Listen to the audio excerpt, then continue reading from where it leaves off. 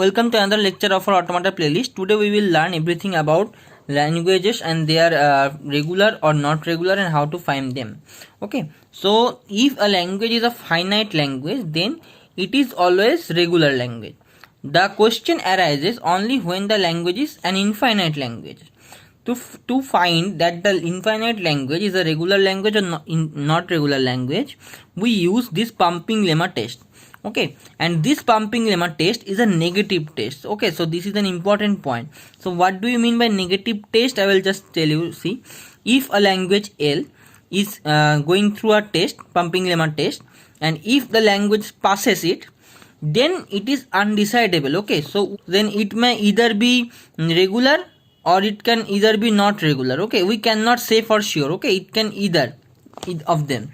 But if the language fails the pumping lemma test, then it is for sure not a regular language.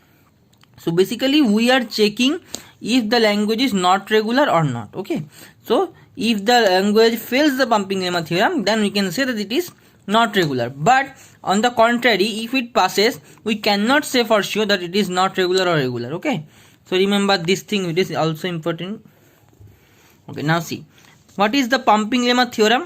So when I will read the theorem, you will just understand very few percentage of it, but I will just show an example about it. So don't worry, just read through it, and when I will explain you the example, then you will get it. So if L was what? L was a language. Okay, if L is an infinite language, because for finite languages we already know. So L is an infinite language, then there exists some positive integer n, that is the pumping length. Okay, so forget it for now. Remember that the n is the pumping length. So there exists a positive integer n such that any string w belongs to L. So w is what? W is a string of language L. So any string w has a length greater than equals to n. What is then the positive integer? Okay, so the string's length is greater than or equals to n. That is, this is the length of the string greater than equals to n. Then w can be divided into three parts.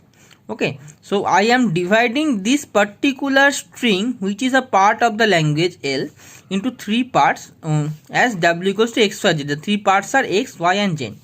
Now which x, y, z follows satisfies the following condition. These are the three conditions which this w needs to satisfy to pass the pumping lemma test.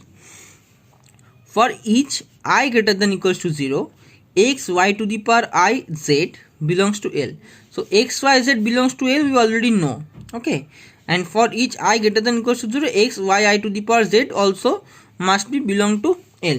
So this is the most important part. Okay, so this is the thing we will check again and again to make it false. Okay, so whatever our aim here, as it is a negative test, so what we want from this test is that the string or the language fails the test, so that we can say for sure that it is not regular.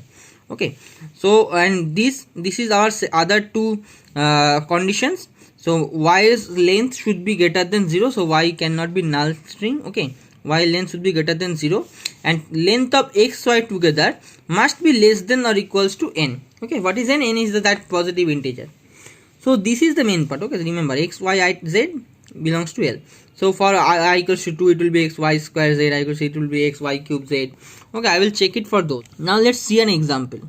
So suppose a language is there, L equals to a to the power n, b to the power 2n.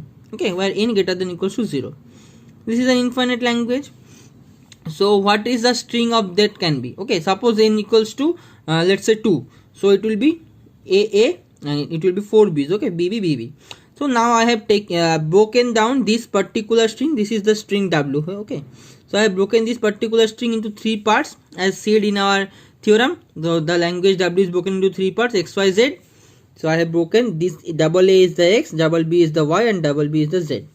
Now I will do what? I will do just this thing, x, y to the power I and z. That is, I will pump this y. Okay, I will pump this I and make the y length double. So suppose now for I equals to 2 we are doing this. Okay, for I equals to 2 we are doing this. So what is it? We are doing y square. Okay, so there will be 2 two y's. So a remains same, y becomes twice. Okay, so bb and bb again, and z remains same. So now see, according to our theorem, so to pass the pumping lemma test, x y square or y cube or anything, okay, x y to the power z must be a part of the language L. But see here, x y square z, is it a part of our language? Let's see. No, because there are 2 a's and 6 b's. But according to our language, there must be exactly double the number of b's in as the number of a. So here are 2 a's, so there can be only 4 b's. Okay, so but there is 6 b's, so it is not our language. So this proves that the language that the test is failed. So this is not a regular language. Okay, so hope this through this example you understand the pumping lemma.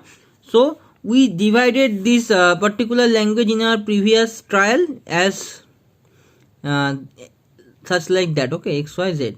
Now we are dividing this particular string in a different manner. For x we are taking a single a, for y we are taking ab, and for z we are taking 3 b's. Okay, now if I pump this y, what will it be? So it will be x will be similar, y will be ab, and this will remain similar. So is this a part of language L? No, because what was our language? Our language was a to the power n, b to the power 2n. So this means if a and b comes, then there is no other way. So this means there is no way that a can come after b. But here a is coming after b, and again after that b is coming. But according to our language, this is not possible and not allowed. Okay, so this is also failing our test. Now there is another example. Suppose the language is 0 to the power n and 1 to the power n. So we are taking a length as string w, and what is the length of w? So suppose this string is 0 0 0 1 1 1, and x is 0, y is this 4 4 0 0 1 1, and z is this 1. So I am again pumping this y. What will it be?